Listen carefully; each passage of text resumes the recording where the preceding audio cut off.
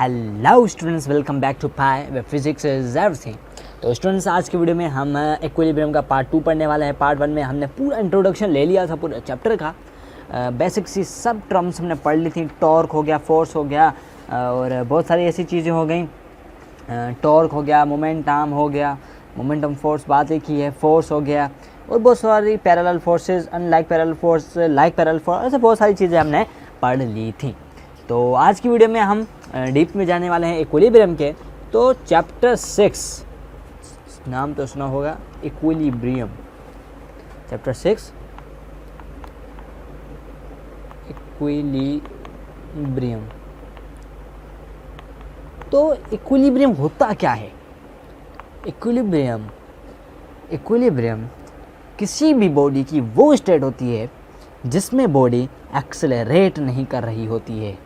Accelerate नहीं कर रही होती है। If a body is at rest, if a body is at rest और move with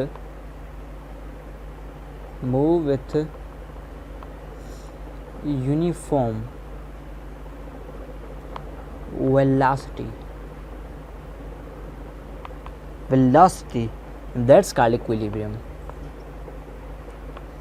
That's called equilibrium. मतलब किसी भी बॉडी की वो स्टेट, भले वो किसी यूनिफॉर्म वेलोसिटी से बॉडी चल रही हो या फिर बॉडी रेस्ट में हो, पर बॉडी एक्सेलरेट नहीं करनी चाहिए। अगर बॉडी ने एक्सेलरेट किया तो बॉडी वो इक्विलिब्रियम में नहीं है। कोई भी बॉडी रेस्ट में हो या फिर यूनिफॉर्म वेलोसिटी से मूव कर रही हो तो हम कह सकते हैं कि ये बॉडी इक्विलिब्रियम में है। अब इसकी कुछ शर्तें हैं। बॉडी एक्सेलरेट नहीं करनी चाहिए।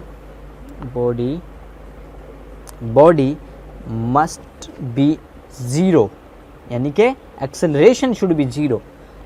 Acceleration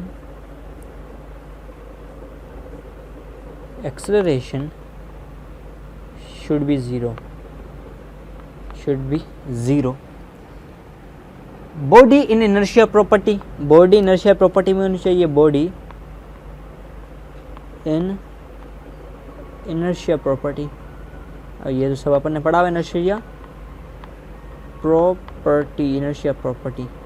Body in inertia property. For example, हमारी जो अर्थ है वो एक यूनिफॉर्म वेलोसिटी से रोटेट कर रही है। किसी यूनिफॉर्म वेलोसिटी से रोटेट कर रही है हमारी अर्थ, तो हम कह सकते हैं हमारी जो अर्थ है वो इक्विलिब्रियम में होती है। कहाँ होती है? इक्विलिब्रियम में होती है। अब इक्विलिब्रियम के दो टाइप्स हैं। इक्विलिब्रियम्स के दो टाइप्स हैं। Types of equilibrium.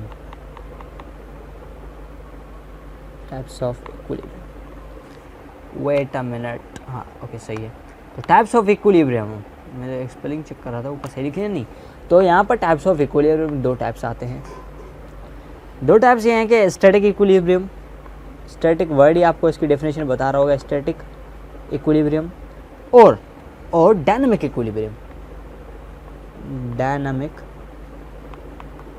Equilibrium, okay. तो डायनामिक, स्टैटिक और डायनामिक मतलब जब बॉडी रेस्ट में हो, बॉडी एट रेस्ट, तब हम कह सकते हैं कि बॉडी किस में है? स्टैटिक इक्विलिब्रियम में है। बॉडी एट रेस्ट, जब बॉडी रेस्ट में है तब हम कहते हैं कि बॉडी स्टैटिक इक्विलिब्रियम में है। For example, building. वैसे ये बिल्डिंग रेस्ट में नहीं होती, फ्रेम ऑफ रेफरेंस की बात होती है, बस सिर्फ फ्रेम ऑफ रेफरेंस की। ये इस लेवल की बात नहीं है। वैसे मैं बताना चाहता हूँ आप सबको कि इस यूनिवर्स में कोई भी चीज़ रेस्ट में नहीं है, क्योंकि ये यूनिवर्स ही रेस्ट में नहीं है। बस फ्रेम ऑफ रेफरेंस की बात होती है। सही है, वो तो अलग तरफ जा रहे हैं। तो dynamic equilibrium, body with uniform velocity, body with uniform velocity, मतलब किसी यूनिफॉर्म वेलोसिटी से अगर बॉडी चल रही है तो हम कह सकते हैं बॉडी डायनामिक इक्विलिब्रियम में है। डायनामिक इक्विलिब्रियम में है। तो यहाँ पर कुछ चीज़ें यहाँ पर देखने की है कि इनिशियल वेलोसिटी भी ज़ीरो होनी चाहिए, फाइनल वेलोसिटी भी, दोनों तरफ फाइनल वेलोसिटी भी ज़ीरो ही होनी चाहिए, क्योंकि हमें एक्सेलरेशन नहीं चाहिए। सॉरी, इधर इनिशियल वेलोसिटी, हाँ सही, इनिशियल और फाइनल दोनों जीरो होनी चाहिए, क्योंकि हमें एक्सेलरेशन नहीं चाहिए, हमें एक्सेलरेशन नहीं चाहिए। एवरेज वेलोसिटी कुछ भी हो सकती है इन दोनों में नहीं, सिर्फ डायनामिक में, क्योंकि स्टैटिक इक्विलिब्रियम में तो बॉडी रेस्ट में होती है। अब कुछ बात कर लेते हैं कंडीशंस ऑफ इक्विलिब्रियम के बारे में। Conditions of equilibrium,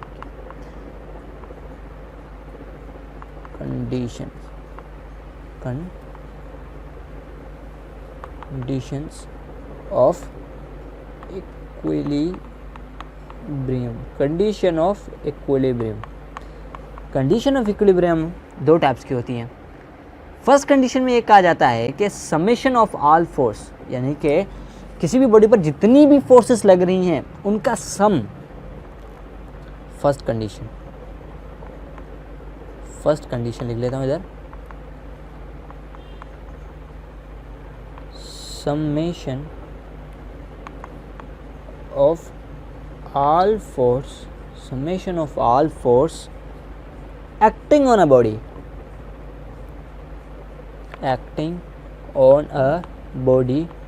must be zero,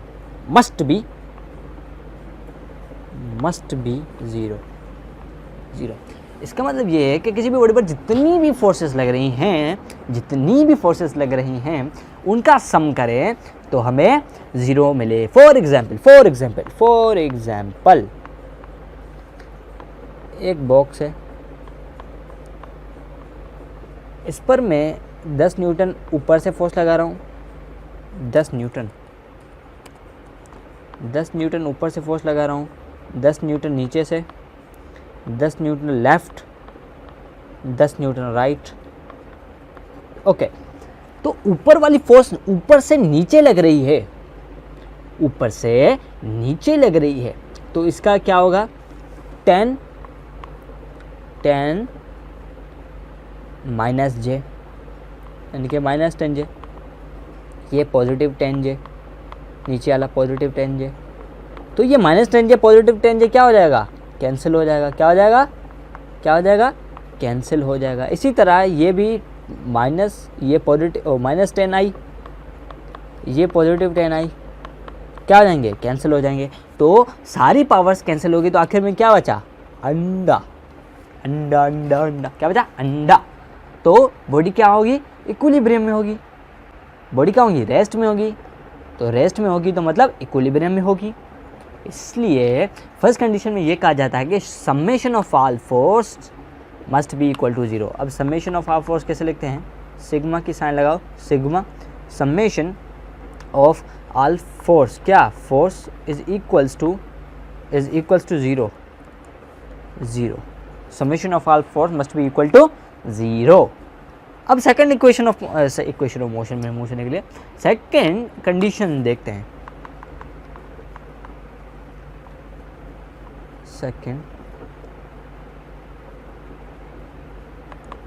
second condition में यह कहा जाता है कि summation of all torques, summation of all torque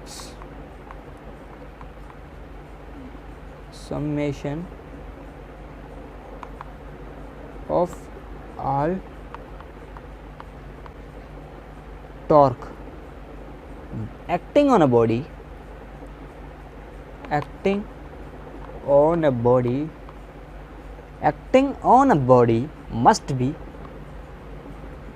must be equal to zero.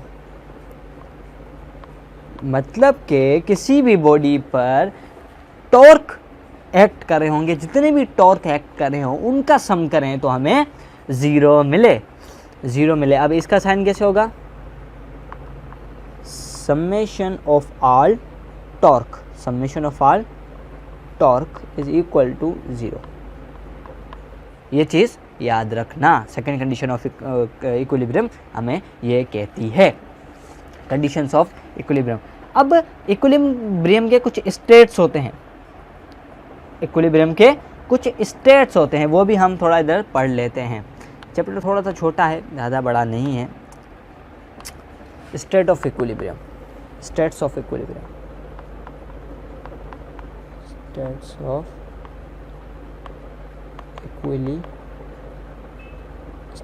Of equilibrium. First state में कहता है stable state of equilibrium, stable state of equilibrium. When force applied on a body, then it form into origin form. Then when force applied on a body, जब भी किसी भी body पर कोई force apply की जाती है, then it reform into origin position, फिर वो वापस से अपनी ओरिजिन पोजीशन पर आ जाता है। एग्जाम्पल कंप्रेस ऑफ फॉर्म, हम जब कोई भी फॉर्म होता है उसको हम कंप्रेस करते हैं और फिर छोड़ते हैं, फोर्स लगाते हैं फिर छोड़ते हैं, वो अपनी ओरिजिन पोजीशन पर आ जाता है, तो स्टेबल स्टेट ऑफ इक्विलिब्रियम कहते हैं इसको। अब इधर मैं लिख लेता हूँ, when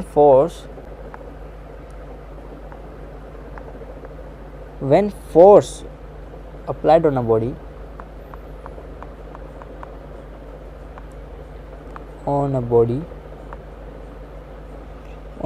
then it reform into origin position, then it reform into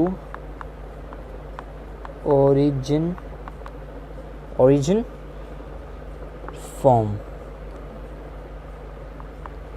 example मैंने आपको बता दी। फॉर एग्जाम्पल कोई भी फॉर्म टाइप होता है हमारे पास, स्पंज टाइप होता है, उसको जब हम कंप्रेस करते हैं, उसको जब प्रेस करते हैं हाथों से बिल्कुल दबा देते हैं, फिर जब उसको छोड़ते हैं तो वो वापस अपनी पोजीशन पर आ जाता है। तो इस टाइप की पोजीशन को हम कहते हैं, इक्विलिब्रियम के स्टेट को कहते हैं, क्या कहते हैं, स्टेबल स्टेट। इधर मैं लिख लेता हूँ, हेडिंग मैंने नहीं डाली, stable state of equilibrium. Okay, second है अनस्टेबल।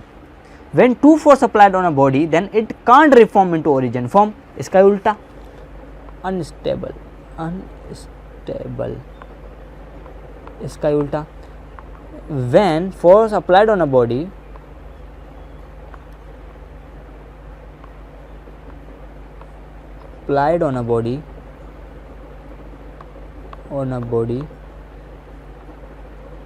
then it reform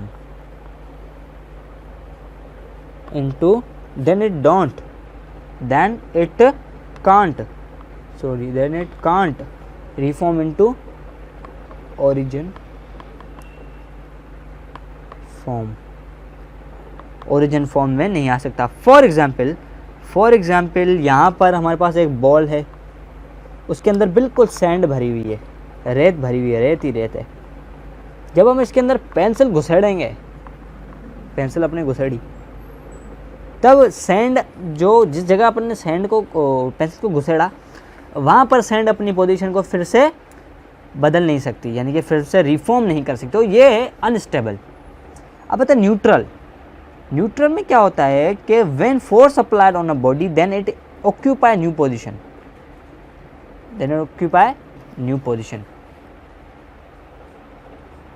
अब मैं लिख लेता हूँ इधर। थर्ड का नाम है neutral.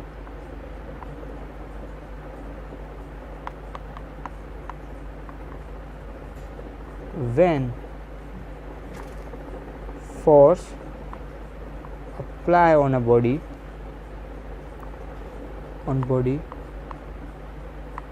then it occupy new position,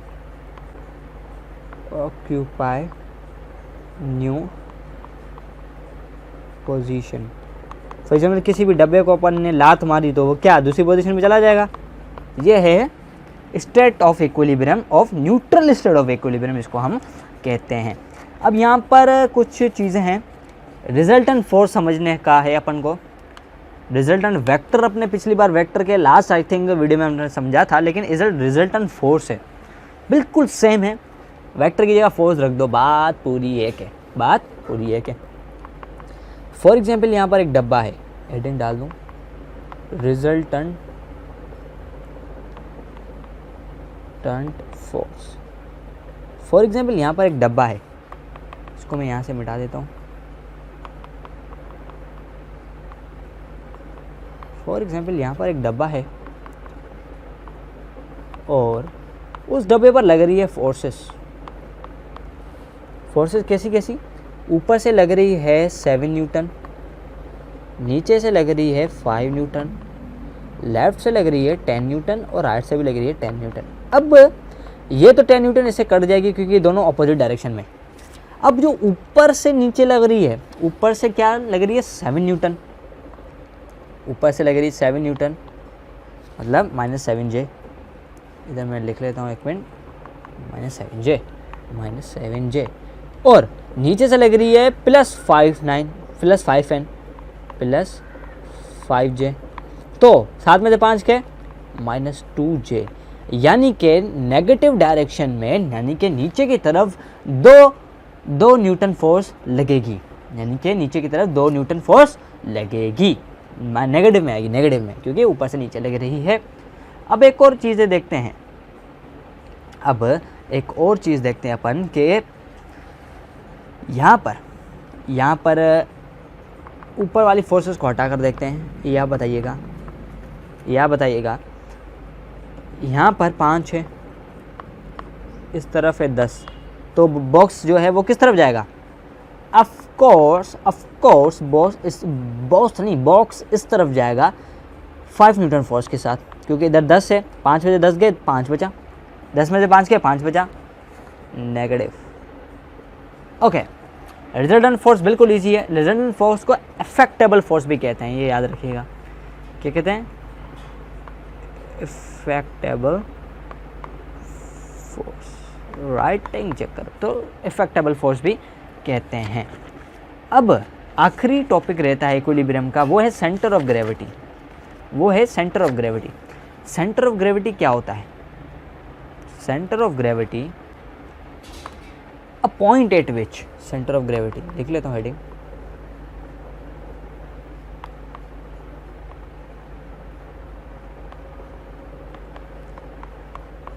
point at which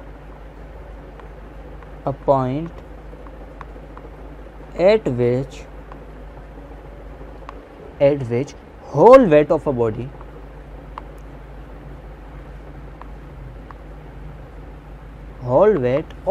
act।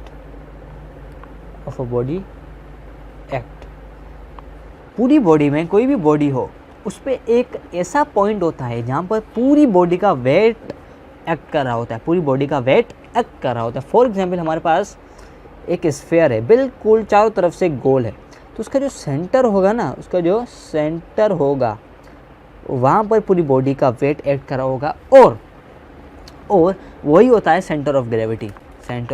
नाम ही आपको पता लग रहा है, सेंटर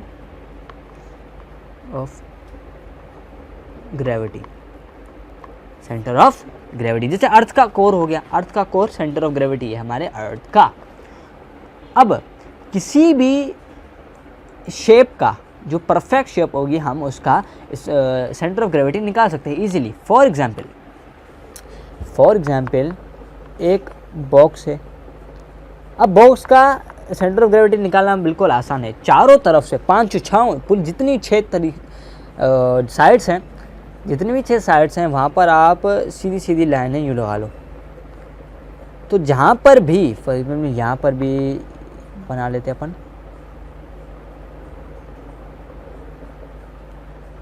गंदा बना है बहुत, यहाँ पर ये लाइन है, अब ये यहाँ पर लाइन है, तो इसका जो ये पॉइंट होगा, ये बिल्कुल एक ही पॉइंट है सारों का, तो ये होता है बॉक्स का सेंटर ऑफ ग्रेविटी। सर्कल का हमने बना दिया, लेकिन क्या हो किसी इरेगुलर शेप, फॉर एग्जांपल इस शेप का हमें सेंटर ऑफ ग्रेविटी निकालना हो, तो हम कैसे निकालेंगे? यहाँ तो ये शेप हो, पता नहीं क्या बन गया, ये एक मिनट, ये कुछ ऐसा बन रहा है। Imagination, physics is like imagination. तो किसी भी इरेगुलर शेप का हम सेंटर ऑफ ग्रेविटी कैसे निकाल सकते हैं? सेंटर ऑफ ग्रेविटी निकालने के लिए हमें किसी भी इरेगुलर शेप का सेंटर ऑफ ग्रेविटी निकालने के लिए हमें एक्सपेरिमेंट करना पड़ेगा। वो कैसे? एक्सपेरिमेंट ऐसे करना पड़ेगा कि जो हमारे पास इरेगुलर शेप की बॉडी है, फॉर एग्जांपल ये है वो, ओके। अब क्या करो, इस बॉडी को रस्सी से टंगा दो, रस्सी से सीधा करके टंगा दो, ऊपर से बांधो, रस्सी से टंगा दो, ये बॉडी किसी ना किसी शेप में लटक जाएगी। फॉर एग्जांपल ये बॉडी लटक गई इस शेप में, इस शेप में लटक गई। ओके, तो क्या करो, सीधा सीधा लाइन लगा लो, जिस धागे से आपने लटकाया उस धागे के पर्सपेक्टिव से सीधा लाइन लगा लो। लाइन लगाई, उसके बाद क्या करो, किसी दूसरे पॉइंट से बॉडी को लटकाओ। फॉर एग्जांपल अपन ने लटकाया इस पॉइंट से, तो इस पॉइंट के हिसाब से बॉडी लटकेगी कुछ इस तरह लटकी, इस तरह लटक गई। और जो पिछली बार अपन ने लाइन मारी थी यूं, अब लाइन मारो यूं, ये आपस में क्या करेंगी, क्रॉस करेंगी। अब एक और बार इस पॉइंट से लटका के देखो, अब इस पॉइंट के हिसाब से ये बॉडी लटकेगी यूं, शेप बिगड़ती जा रही है, कोई बात नहीं। ओके, तो इस बॉडी को अपन ऐसे लटकाया। अब लटका तो लिया अपन ने, पहले अपन ने लाइन खींची थी कुछ इस तरह, फिर खींची थी कुछ इस तरह, अब हो गई कुछ लाइन इस तरह। तो जो ये पॉइंट होगा, काफ़ी सारे पॉइंट से अपन ने लटका कर लाइन खींच के देखा, तो जिस पॉइंट पर लाइन आपस में क्रॉसपॉन्डिंग हो रही होंगी, इंटरसेक्ट हो रही होंगी, वो होगा उस इरेगुलर शेप का क्या होगा, सेंटर ऑफ ग्रेविटी। इधर मैं लिख लेता हूँ, सेंटर ऑफ ग्रेविटी। राइटिंग बिल्कुल अच्छी नहीं मेरी आजकल। तो सेंटर ऑफ ग्रेविटी ये सब होता है। काफ़ी सारे आई थिंक अपन ने कंप्लीट कर लिए हैं, काफ़ी सारे टॉपिक्स अपन के हो गए हैं। टॉर्क हो गया, लेट मी चेक के टॉर्क हो गया अपन का, फोर्स हो गया पैरेलल, इरेगुलर भी हो गया अपन का, ये क्या अपन का नाम है, कपल ऑफ फोर्स भी आई थिंक हो गया था, कल ही हो गया था। हाँ, कपल ऑफ फोर्स भी हमारा कल ही हो गया था। और क्या रहता है अपन का, लेट मी चेक के यार, कंडीशंस ऑफ इक्विलिब्रियम अपन की हो गई हैं, साथ में स्टेट्स हो गई हैं अपन की, और ख़त्म अपन का यही था। तो गाइज़ चेक कर लिया मैंने, चेक भी करता रहता हूँ। तो यहाँ पर अपन का जो इक्विलिब्रियम हमारा चैप्टर है वो ख़त्म हो चुका है। So guys, thanks for watching.